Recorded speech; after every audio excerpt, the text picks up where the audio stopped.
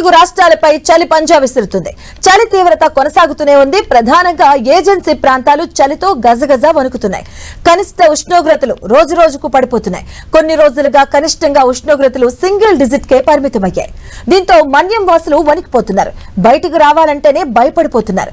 మరో 3 రోజులు కనిష్ట ఉష్ణోగ్రతలు సాధారణం కంటే 2 నుంచి 3 డిగ్రీలు తక్కువగా నమోదయ్యే అవకాశం ఉందని వాతావరణ కేంద్రం హెచ్చరిస్తుంది. ఈశాన్య దిశ నుంచి వీస్తున్న గాలుల వల్ల తెలంగాణ రాష్ట్రంలో చలి తీవ్రత పెరిగిందని హైదరాబాద్ వాతావరణ కేంద్రం తెలిపింది.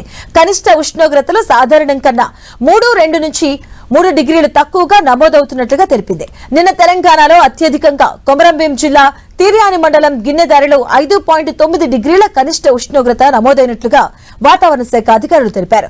సంగారెడ్డి జిల్లా కోహిల్లో 6.2, రంగారెడ్డి జిల్లా మొయినాబాద్ లో 7.5, వికారాబాద్ జిల్లా భీంపూర్ లో 7.9, కామారెడ్డి జిల్లా జుక్కల్లో 8.2, నిర్మల్ జిల్లా పెంబిలో 8.8, నిజామాబాద్ జిల్లా సలూరులోని 8.8, రాజన్న సిరిసిల్ల జిల్లా గంభీరావుపేటలో 9.1, ములుగు జిల్లా తాడ్వాయిలో 9.2, అలాగే మంచిర్యాల జిల్లా జైపూర్లో 9.3 కనిష్ట ఉష్ణోగ్రతలు నమోదయ్యాయి.